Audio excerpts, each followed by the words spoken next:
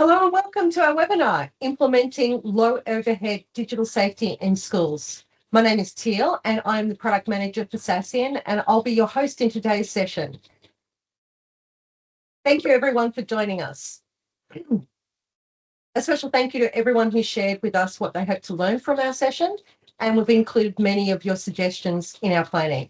Today, we'll explore strategies for schools that are just embarking on their digital safety and wellbeing journey, or those with limited resources who are seeking to strengthen their students' digital safety and wellbeing. Our panel today will explore this topic from a student safety, compliance and technology angle, focusing on giving you ideas that you can apply in your school. After the panel, we'll hear from a guest speaker representing a school that will share their digital wellbeing journey, the steps that they've taken, what's worked, what didn't, and practical ideas for peers seeking inspiration. We'd love to hear your questions throughout the session, so please add them to the Q&A box at any time. And we'll do our best to cover as many as possible during the dedicated Q&A segment at the end. But before we dive in, just a few quick housekeeping notes. Your microphones are muted and your cameras are turned off for the duration of the session. This session is being recorded and we'll send you the recording afterwards so you can revisit anything you might have missed. So let's start by introducing our panel today. Rizika Pratap joins us from South Australia, where she leads cyber awareness and wellbeing at the Department of Education. She's passionate about safeguarding children and promoting cyber security across South Australian public schools. So welcome, Rizika. Julian Critchlow is the CTO of CompNow, and with over 25 years of experience in consultative tech roles, he helps clients transform using smart technology solutions. Great to have you on board, Julian. And finally, Greg Margossian, founder and managing director of Sassian. He drives the vision behind our AI-powered solution Assure, supporting student safety and wellbeing in K-12 schools. So welcome, Greg. So let's dive into today's session. Digital safety in schools is no longer just about blocking harmful content. It's become complex and it's a critical part of how schools support student wellbeing, meet compliance obligations and manage technology. With more devices, blurred boundaries between school and home, evolving online risks, limited resources and increasing regulatory requirements, schools are under increasing pressure to get this right. So to start us off, we'd love to hear from each of you. Given the growing complexity and importance of digital safety in a school, what does effective digital safety look like from your perspective, and why is it so important right now? So we'll begin with Greg, followed by Rizika, and then finally Julian. Thank you, Teal, and welcome everyone. To start with the question of why is it so important, I believe it's so important because students nowadays are digital natives, as we all know, and digital is a huge part of their world. They live their lives online essentially, because I know from my own daughter as well. Effective digital safety, in my opinion, should start with the following realizations. So number one would be sweeping the problem under the carpet is not the way to go, because it won't disappear. It'll still be there, but you're pretending that it doesn't exist. And the risks are simply too high, as in we can't disregard them. Second, blocking internet access is not the solution, because there's so many ways of students gaining internet access, even if the school is blocking it or blocking a significant portion of the internet for them. So in our opinion, it's always better to gain more visibility and help them instead of just blocking them and be oblivious of what they're doing in the gray areas. And unfortunately, there's no silver bullet, as in it requires a whole of school approach. It requires, collaboration between parents, teachers, well-being officers, and ICT. And it shouldn't be one person's burden, because, it's a lot of work and it's better to be spread across, multiple stakeholders. And yeah, I guess that's my summary on how, where to start with effective digital safety. Thank you, Greg. Rizika? Thank you. Just want to build on what Greg has said. Yes, our kids are digital natives and they have grown up in this environment. And being, that they've grown up in this environment, I think digital safety is more important now than ever before, because there is a lot more technology and kids are having access to that technology from a much early age. And then there are evolving risks such as cyberbullying that we all hear about, scams and online frauds. There's the privacy concerns and around our students oversharing. And then there's, as a parent, the excess screen time and its impact on our student and children's well-being. So for me, effective digital safety in schools means creating that safe, supportive online environment for our students and our families, and also for our staff. So it goes really beyond, that a policy or a process. It needs to be a holistic approach to make sure that everyone is safe online. And this culture really needs to be one that is open, supportive and collaborative. At the moment, there's a lot of fear mongering about digital space. And so what we end up doing is really scaring our children and young people onto going into these spaces. So a caring, supportive environment is a place where, students feel safe to make mistakes. And we know schools, for a lot of our children, is one of the safest places. So it's really important to have a culture where they feel safe to make mistakes, and then they learn the critical skills to confidently seek help and support. And then, the other side of that is, what if someone who is in a position where they need support, they've now got a young person that they can rely on. And just wanted to add on to what Greg, you had said earlier, it can't be something that's done standalone. It really needs to be something that is cohesively done with the school, with the home. And we also need to bring our children and young people into this conversation. We really need to remove the shame around them being on these online spaces. And for me, I have seen in the last 10 years, it takes a village approach that has gone from, in real life to now we're adopting it more readily into digital spaces. So like, some of the podcasts that Sassian has done and along, other great vendors that we work with, it's all, creating this space where it is taking a village and it's taking lots of professionals and, students and families and communities to create this safe space. I think podcast and sessions like this is so important to start talking about this. Thank you, Razika. And Julian?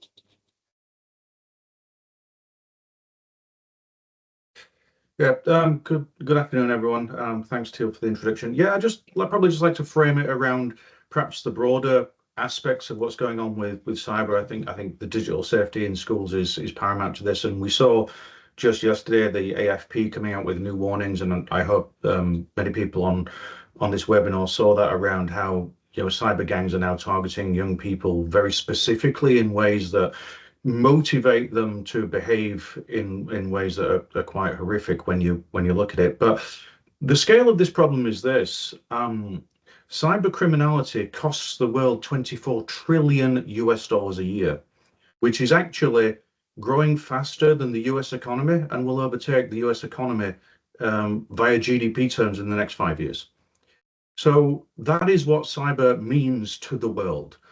And when we look at this and we start looking at that, we start driving towards answers at how we can start to deal with that scale of problem. And digital safety and what that looks like from the very youngest ages, as Razika pointed out, bringing children along this journey, because cyber as a problem is not going to go away throughout our entire lifetimes. It's only getting worse.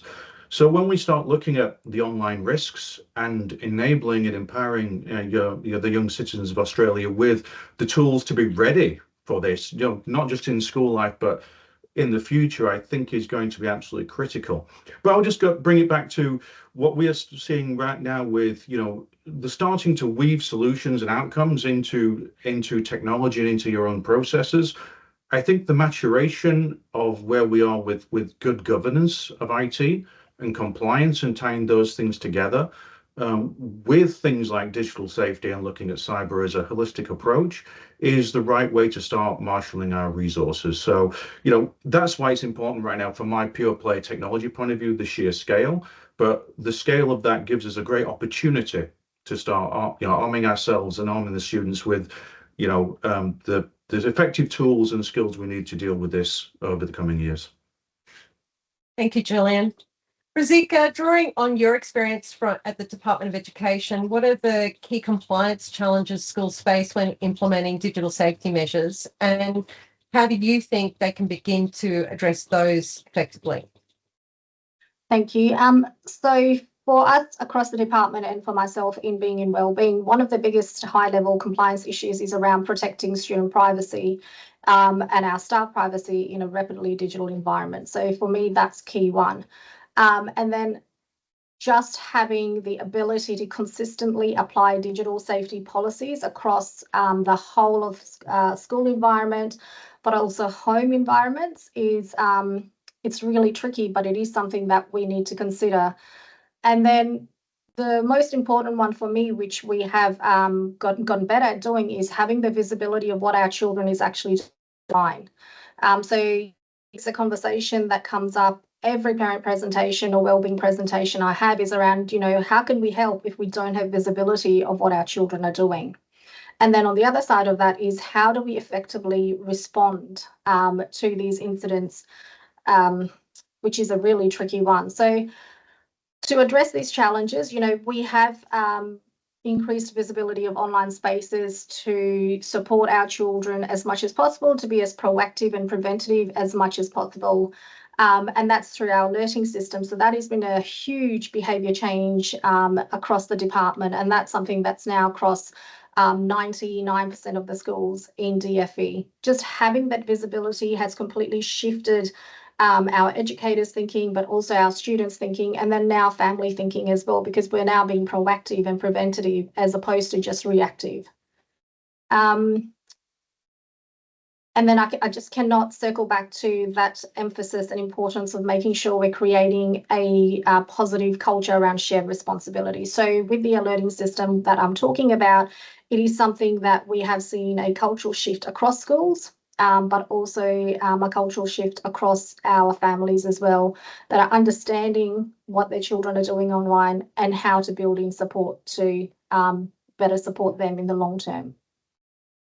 Thank you, Razika. So just building on your points around compliance in terms of privacy, visibility and responsiveness, Greg, what do you think? What are some of the ways that digital safety tools can support schools in meeting compliance requirements? Thank you. I'd like to start by thanking Razika for all the great work she's done in South Australia with us over the years, because I think it requires vision, leadership, and a lot of work. And she has actually been instrumental in the success of that project. But yeah, I mean, building on what Razika said, visibility is definitely key, as in increasing visibility in a manageable manner would be very important. And I mean, with increased visibility, you want to make sure that you're not increasing noise. I mean, you're maintaining good signal and low noise, because then it becomes more of a problem if it's too noisy. And that's where more intelligent tools are better suited for helping the schools and well-being people specifically to deal with online safety risks. And traditionally, I mean, there were tools that were solely based on keyword matching. So I mean, they're very prone to producing a lot of noise, basically. And over the years, we realized that, and we invested heavily in AI so that we have a good understanding of what they're doing, basically, instead of just triggering alerts on keywords. And the tool needs to be able to spread the responsibility, as I was saying in the first answer. If the tool is just meant for one person to use, again, the burden stays with that person. Whereas if it spreads it across multiple stakeholders, and by stakeholders we mean teachers, well-being people, principal, even parents, if you want to get the parents involved as well in on the journey, then it makes it more manageable, because everyone's doing their little bit, and the overall outcome is much greater than what a single person can ever achieve. Thank you, Greg. And Julian, in your experience? Yeah, How I do think you- I just, yeah, thanks. I just think I just had a couple of points onto that, which is, yeah, we've got the student safety angle and the reasons why covered in our opening statements. And these things come down to, compliance and how we best become compliant. And Greg's absolutely right. The data has always kind of been there, and I think it's tools like AI that allow us to act on that data in near real time.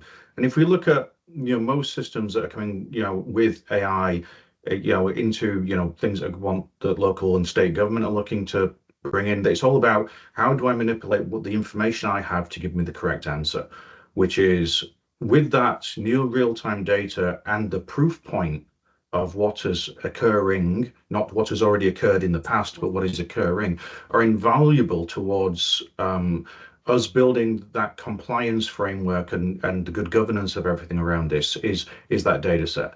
So I'd say that one of the key things here is, the digital safety tools have to have that ability.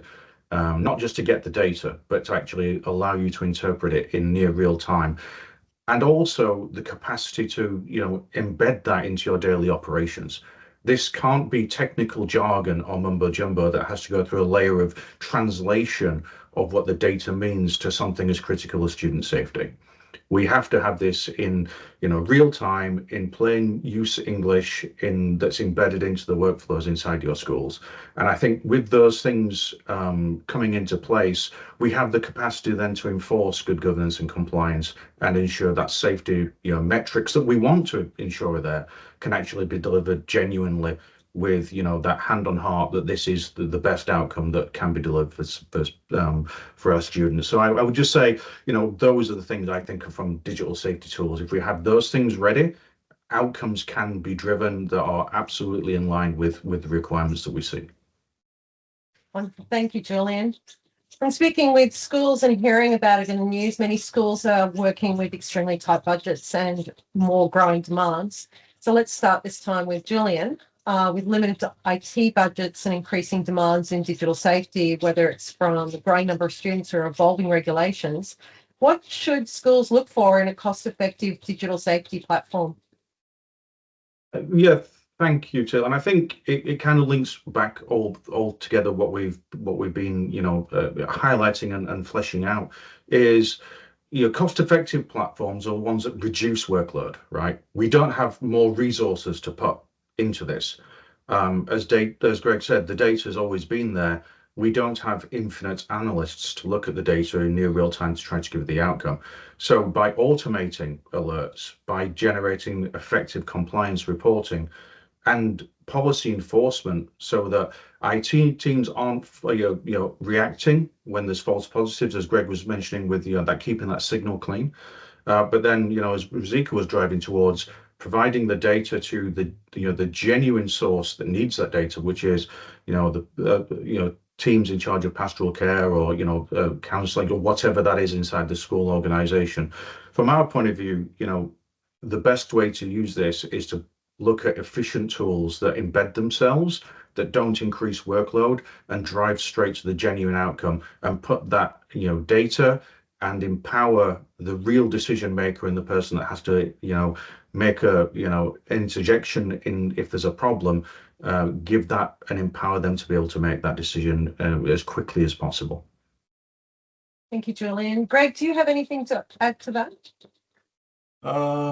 Yeah, just building on top of what Julian just said. I guess, one way of looking at it from a school's perspective is looking at the total cost of ownership, as in, there's a cost, that's associated with the tool itself, but there's also the cost of all the humans and human resources actually using the tool and making sense of it. So it's very important to look at the total cost of ownership. And I think, the vendors who are focused on, the K-12 segment, if they're doing it right, they should be pricing it right for the schools and the various, size of schools that exist out there. And the third, recommendation that I would, give to school decision makers would be to steer clear from introducing more and more silos. I mean, if you have a way of an integrated way of achieving this, it would be better because there's less things that can go wrong, less things to manage. So that helps in, keeping the costs down, basically. Thank you, Greg. Thank So you. we've talked about some of the tools and strategies that schools can use and how they're navigating compliance and budget pressures. But ultimately, the policies and the platforms are only as good as their real world impact. So let's bring it back to the core purpose. Rosika, in your view, how can schools ensure their digital safety policies are not only compliant, but also genuinely effective in protecting students in the real world online environments that they're navigating every day?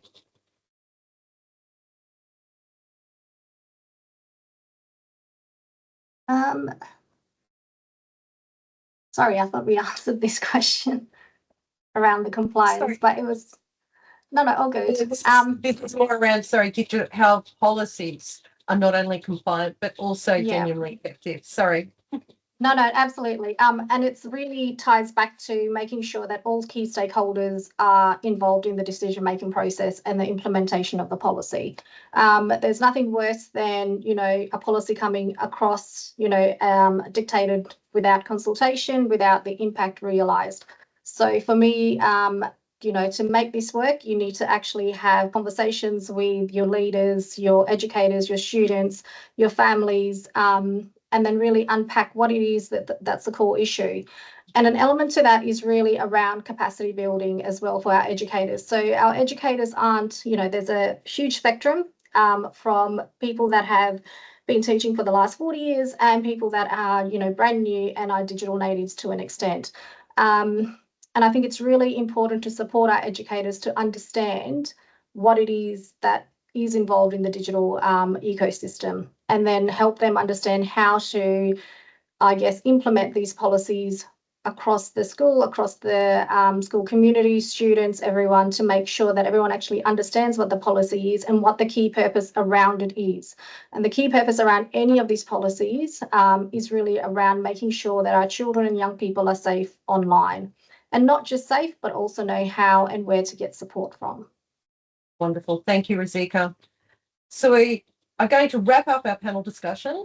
We'd love to hear one final thought from each of you, and that is, what is one actionable step schools can take today to move toward a more effective and sustainable digital safety strategy? So let's begin with you, Greg, then we'll follow with Rosika, and finally Julian. I guess an actionable step would be to do a self-assessment and see where they stand in relation to digital safety and cybersecurity. And we've actually put together a scorecard that our audience can use to start with that step, and that's going to be available for download as part of this webinar. Yeah, so the first step is always the hardest one, but it's the most important one. Thank you, Greg. Rosika? For me, it is something that schools are really good at doing is embedding it into everyday life. So when we have topics and themes around, safer internet day and things like that, we are really good at all, the breakfast or morning teas and things like that when we're celebrating key, calendar events. Schools are really good at embedding it into daily lives. But it doesn't need to be like a massive event like that. It could be as simple as, this is something I've seen in my kids' schools, is, at the start of the year, you get all the comms that get sent out around acceptable use and don't share, kids' information online and things like that. But I see it done really well at, end of year assemblies or graduations and concerts, where the leader will come out and just make a simple statement like, don't take photos of our students and post them on social media platforms. And then over the last 3-4 years, I'm seeing less and less parents actually pulling out their phones and taking those photos. So that's like a tiny, simple message that's been consistently done at every event. And now we're seeing it slowly come out, over the years. Less and less parents are doing that. So it just needs to be, embedded into daily life, and just small, tiny events that make the difference, I think. Thank you, Rosika. And Gillian? Yeah, thanks, Jill. If I could just probably leave on one thing from our angle at Comp Now is, as an actionable step, treat digital safety as part of a significant part of your IT and governance strategy. This is not a standalone thing because of how quickly it evolves, and standalone things get left behind. That's the problem with standalone approaches to these sorts of things. So I would say map IT leadership, the well-being systems and personnel in your organizations towards safety, security, privacy, and cybersecurity, and look at, from that point, how can we automate, how can we enforce policy, how can we report, mainly so that we get a handle on this, so our limited resources can really focus on education and not the burdensome administration of this as a task, is where I would say is, look at this from the next actionable steps. Thank you, Gillian. So thank you, everyone. If you have any questions from our audience, everyone will be available to answer those at the Q&A at the end of this webinar. But next, we're excited to welcome our guest speaker, ICT Manager Joshua Weissel from Sunshine Coast Christian College. He leads their technology strategy to support educational goals through secure and effective tech use. And he's here to share their digital safety journey, the challenges, the approaches they've tried, what's worked, what hasn't, and key lessons learned along the way. So thank you, Joshua. Over to you. Thank you, Teal. And good morning or afternoon, depending on what state you're in at this point in time. So yeah, I'm the ICT manager here at Suncoast Christian College. And so I lead our technology strategy with a focus on cybersecurity governance, our strategic initiatives, and our organizational capability. We're really focused on how we can improve every part of the college and just make it function as best as possible. So we're situated in the Sunshine Coast, hence the name. And so Suncoast is a K-12 independent school. We have about 1,150 students, and we are still growing, with maxing out at about 1,200, hopefully in the next year or two. So if we start looking at our environment, so next slide. Yep, perfect. So we have a setup which is, we have 40-gate firewalls that manage all of our on-site traffic. And so that firewall forwards a lot of our log traffic that we have to Sassian. And so for us, we have secondary students having their own Windows laptops that are Intune managed, and those devices go home. And primary students have iPads and Windows devices that remain on site in a shared capacity. And with all of our devices on site, we have no admin rights for our students. And we do that mainly to protect them and also the school, to make sure that things that we don't want don't end up on laptops. And that's taken us a bit of time to get, I guess, implemented, as it's a bit of a staged approach, but we're pretty much there now, and we've seen a massive difference in, I guess, student well-being because of that. So our existing solution was expiring, and it wasn't really providing us with any of the desired outcomes that we wanted. We'd been through a few, and although our students were protected at home with them, we couldn't see anything. We weren't getting the actionable insights and the reporting that was really needed to ensure that student safety was happening the way we needed to. And just that limited visibility just really drove the need for change. And because of our solution expiring, we needed another solution, and we really wanted to get it in quickly. We wanted to make sure there was no areas for gaps. And so we did a bit of a look around. We'd seen Sassian at the AIS conference and had a few chats with them, and it met our needs. In our implementation, I've got to say that the team from Sassian were very helpful in making it happen fast, and were super supportive in the training of our staff to make sure that people were up and ready to go straight away. So how do we use Sassian? So as school laptops are provided to the students, we believe from a college's standpoint that we need to provide that safety and protection to students wherever those laptops are. And so we use Sassian in an on-device at-home filtering capacity, which means that whenever devices leave the school environment and our FortiGates are no longer protecting them, the devices detect that they have left and they instantly flick over to a at-home filtering. And we do this so that we can give parents the support they need at the same time as ensuring students are protected. And so for us, the wellbeing platform needs to support both the primary and secondary functions of the college. And so the secondary was always looked after in a really great way, but primary didn't have that same capability. And so Sassian provided us with the ability to do that end to end and just really great insights from that. And so, you know, we've always had the firewall there and it provided, you know, great logs. And it had the features available to be able to provide, you know, an output for teachers to look at, but they just weren't in a presentable format for our teachers, and other solutions just weren't giving us the outcomes that we needed for us to be able to present that to our staff. You know, we in the IT department needed the confidence in the answers we were providing. We needed to know that when someone came in and asked us what was a student doing, or, you know, we have some suspicions about a student's searches and we need to have some more information. We wanted to be able to give them that really good insight and confidence that, you know, that was done. And we were struggling with the issue of students having their hotspots running in class. You know, that's kind of an issue these days where, you know, students all have a phone in their pocket. And so for us, because, you know, as soon as they connected their phone, Sassian would kick in, we would still have that really great insight, no matter whether they were on site on their phone or on site on our firewall. And so for that, Sassian provides us with that great full system approach.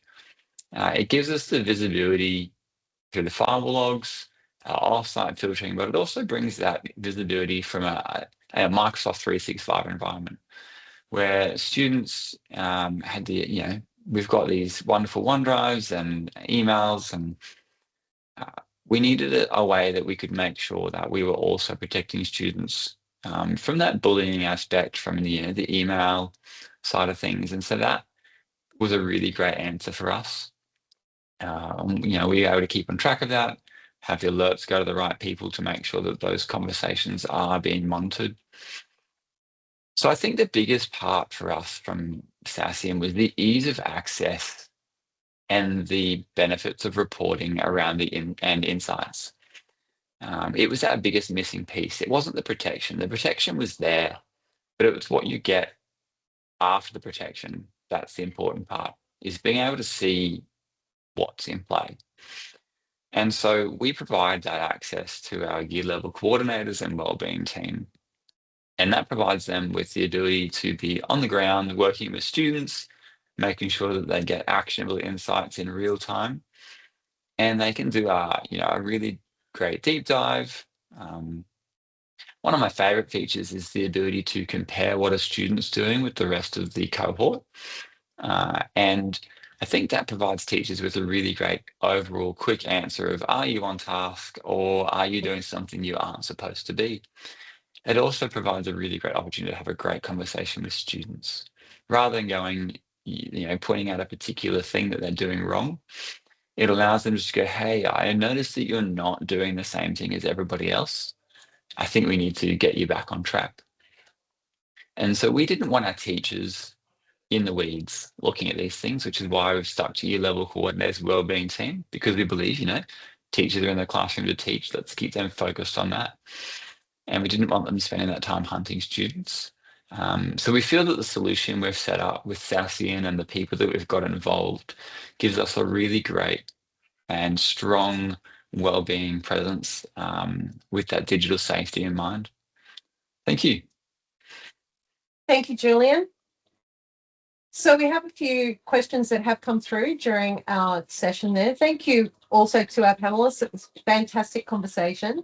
Some of the questions that have come in are just also around parent complacency. So, there is the themes that are coming in from the questions are basically around, people are in schools, it's very hard to be able to focus on all of these different things, and that students are only at school for a particular amount of time throughout the time that they're actually using digital tools.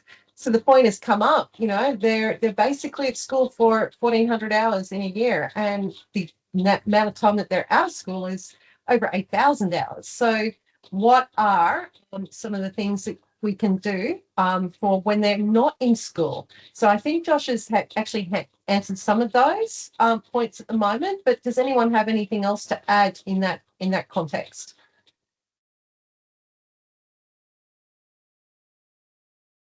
I guess teachers are really busy. Yeah. We all know that. The really great part that we've set up from a SASIan side of things, there's the general everyday internet searches that students do, and it's got some great AI chat searches that you can see what they're doing. But I think the really important part is that we're here for those other bigger well-being tasks sometimes around, potential students harming themselves and things like that, or bullying. So there's some really great actionable insights that Sassian sets up for you where you can set up alerts that trigger. So you aren't sitting there having to scroll through an immense amount of data. You just see the things that are meaningful to you based on the triggers that you've set up. And that's a really great way that you can, as a school, see things when you need to. And the other part that's really good is that, teachers are allowed to go home. Surprisingly, they don't have to work when they're at home. And so it can have those alerts be sitting there ready for them the next day to see. So they aren't having to spend all of that time that they would be at home scrolling through things after hours trying to find it. Thank you, Joshua. How many staff do you have on your team, or wellbeing staff do you have on your team at Suncoast? It's a bit of a mix. So we have some dedicated wellbeing staff, and then we've got some others that do different bits and pieces. I would say we've probably got between 4 and 5 in terms of that whole wellbeing across different areas. They may not all be full-time in that wellbeing space, but they're there and available. And then we kind of use the wellbeing, so the year level coordinators, that extra step. Thank you. So there is another question in there around parent complacency. So does anyone have anything to add about how you can actually involve parents a lot more in the digital safety journey? I mean, I can talk about it from the tools point of view. There are tools that you can provide parents, but ultimately it comes down to the school, coming up with a effective policy for their own community, basically, and getting the parents on board. I mean, the way we look at it is, our job is to create the tools and the capabilities that can be used for any kind of policy that the school and the greater community decides to adopt. And it has to be flexible enough for us to cater for any kind of permutation of, what duty of care looks like after hours. Is it the teacher who's going to be in charge? Is it the parent who's going to be in charge? Because we can't dictate what the school should do or what the parents should do, but once they decide what the best thing for them to do is, then we're there to support them in the solution that we provide in order to make it possible from the technological sort of perspective. Okay, thank you, Greg. Razika, do you have anything to add to that?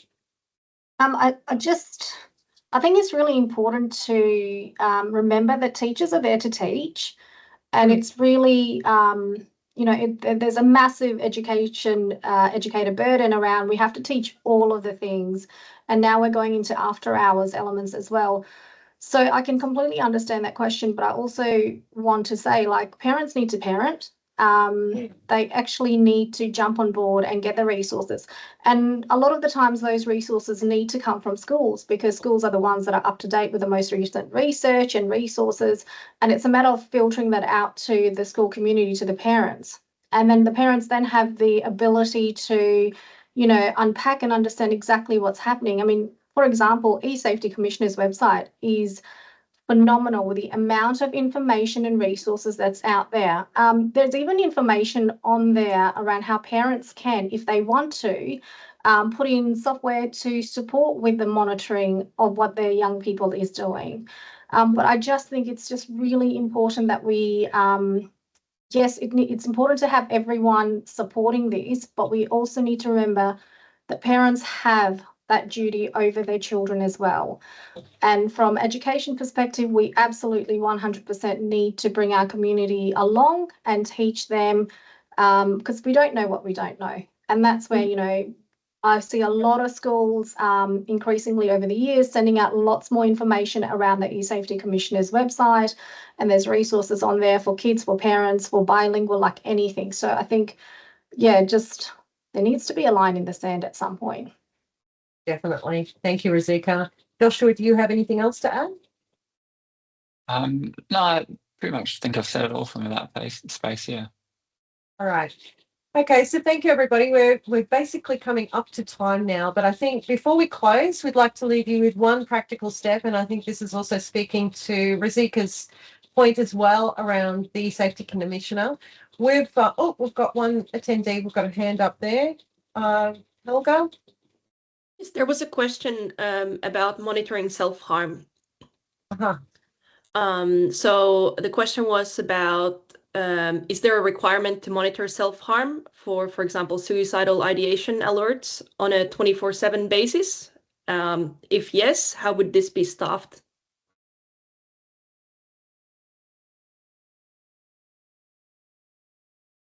Sorry, I can talk to what's happening here in DFE. So with that, we've just got those notifications that come in, and there's a policy that states that it's really around school hours. So if there's alert emails that are sent, it's around the support that's offered during school hours. So as soon as students go home, that doesn't necessarily become part of a teacher, because could you imagine getting alert emails 24/7? I think it really needs to come down to the policies and processes that the school or the school community creates around the alerts around that area. Right. And I think legislation is evolving. It hasn't gotten there yet, but it is evolving in that direction, I would say. And, you know, again, I mean, is it a big enough problem for us not to wait for legislation? That's the big question, as in, I'd say yes. But yeah, I mean, it's up to, you know, like the customers or the schools and the greater community to make their own assessment. Okay, thank you, Greg. We've got one final question. You mentioned that the setting up of alerts, and in your experience, how well does SASE and AI filter out data that is not relevant? And do you find that all alerts sent out are the things that you need to act on, or is there still a good amount for you and your team to manually filter through? So I think this is a question potentially for Joshua. So it's a bit of a hard answer, a hard question for me to answer, because I don't actually receive the alert specifically. Often due to the sensitivity and nature of the alerts, we send them directly to the wellbeing team. From what we have seen, they're fairly accurate in what we see. One of the things we find a little bit difficult, and this is just based on students, a lot of the time their searches can be difficult to understand whether they're real or not, based on sometimes subjects that they're searching.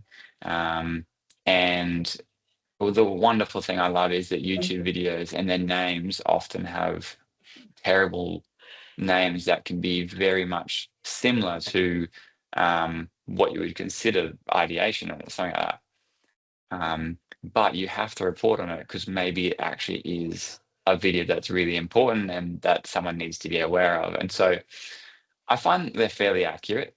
What I do find is they're much more accurate than these systems that we have used previously. And so we only see the things that are more necessary, whereas systems that we have used recently reported on every single word rather than the search terminology. So yeah, it's probably the best way I could answer it. Rosika?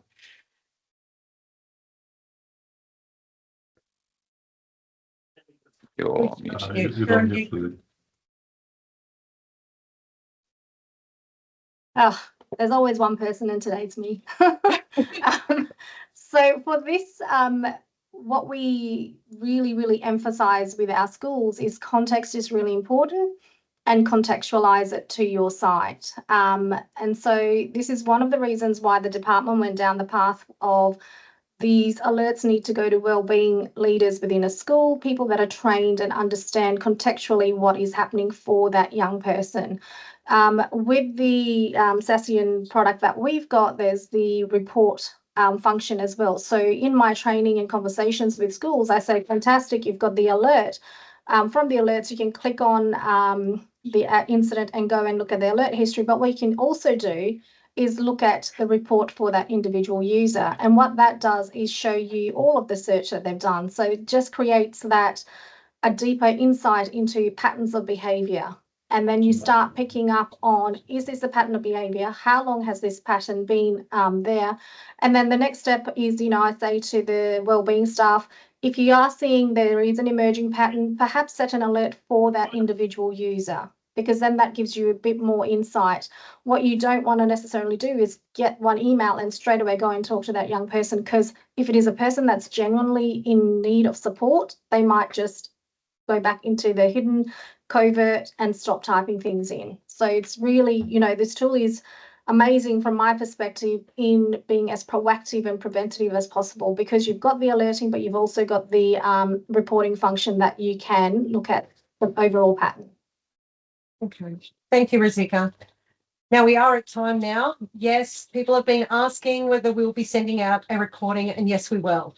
But before we close, we'd like to leave you with our link to our digital safety maturity self-assessment tool. So that's been developed in alignment with the Safety Commissioner toolkit for schools as well. You can access it using the link at the QR code. Sorry, my voice. So feel free to scan the QR code on the screen to access the tool. And we're also sharing the link in the chat box as well. So thank you, everybody, for a great conversation today. And we look forward to seeing you in our next webinar.